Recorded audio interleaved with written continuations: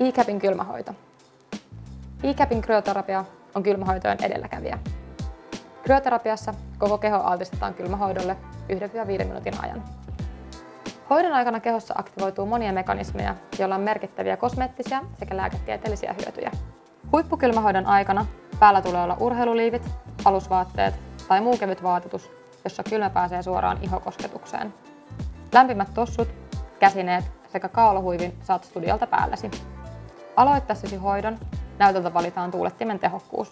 Mietotehokkuus viilentää ihonpinnan 11-asteiseksi, vakio 9-asteiseksi ja voimakas 7-asteiseksi. Hoidon maksimikesto on 5 minuuttia. Halutessasi voimme soittaa musiikkia tai jutella kanssasi hoidon aikana.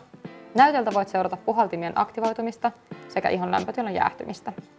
Kun ihonpinta saavuttaa halutun lämpötilan, puhaltimet sammuvat yksi kerrallaan. Voit lopettaa hoidon halutessasi milloin vain. Muista tarkistaa lääkäriltäsi laitteen sopivuus sinulle ennen käyttöä. Kokeile myös paikallista kylmähoitoa X-Cryo-laitteellamme koko vartalon kylmähoidon lisäksi.